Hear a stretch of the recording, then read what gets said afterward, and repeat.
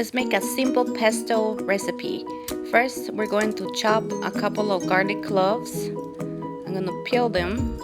They have to be fresh, so don't use dry garlic, just use the fresh garlic, otherwise it's not going to give a good flavor to your pesto. So I'm just cutting it, and really simple, just mash it to loosen the peel.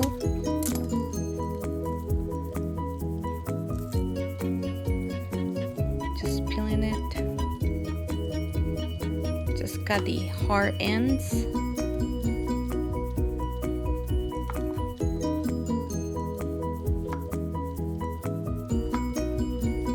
And do a rough chop on the garlic.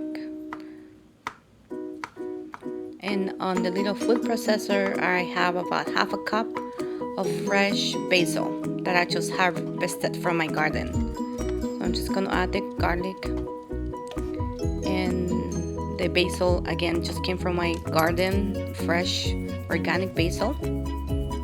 You can put more garlic if you want. So I'm just packing in, and I'm gonna use some pine nuts, and those are organic pine nuts I got at Costco. I'm gonna use about a quarter cup. I'm just gonna put it into the blender, the little food chopper, and I'm also gonna use extra virgin olive oil.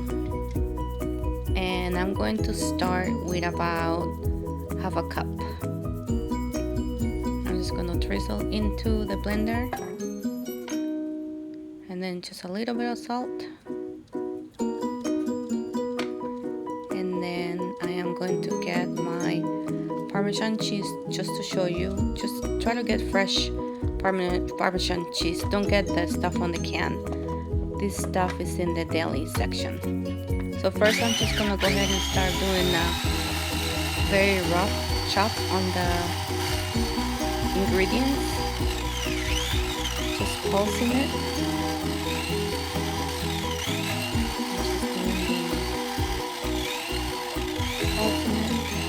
Until I get a pasty consistency. Okay, I'm just gonna test it there. I'm going to add the Parmesan cheese now, and I'm gonna add about a quarter cup.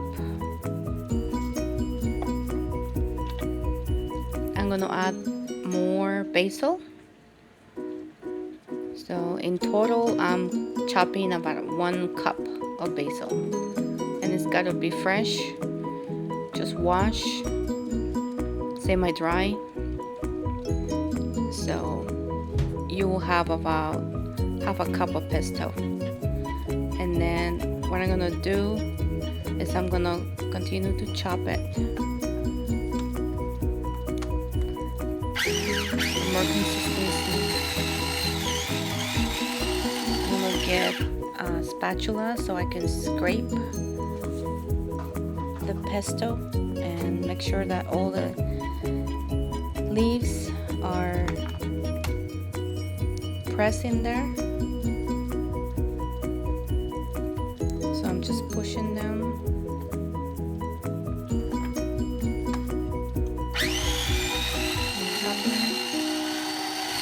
And the paste is a little thick. So what I'm gonna do is I'm going to scrape the ends here, the sides, and I'm gonna add more olive oil. Just a little more.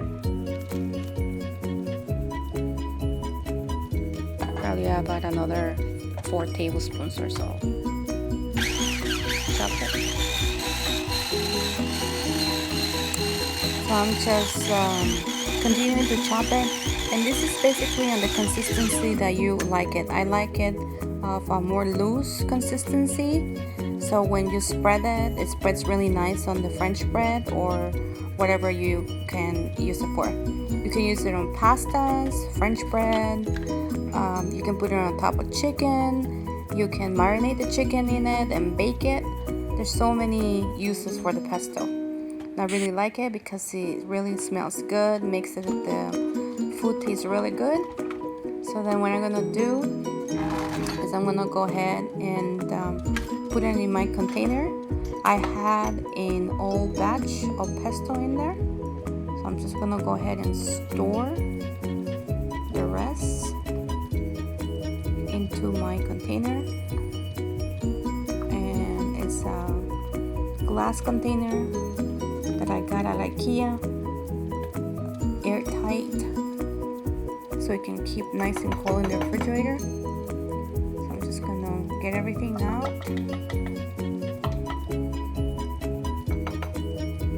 Just scraping the blades. And you don't need that much salt because the cheese is salty already, so don't need to put a lot of salt on these.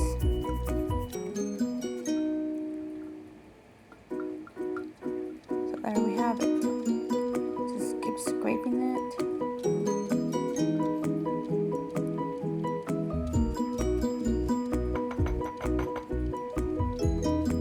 Put it all in the container.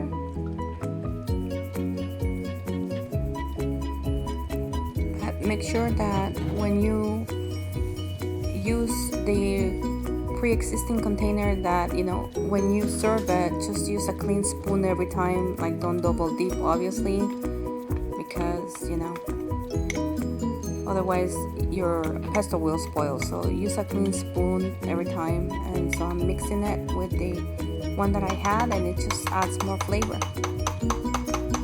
And it's almost done. So I'm gonna go ahead and taste it. Just, you know, kind of, I'm gonna get a piece of bread just to taste.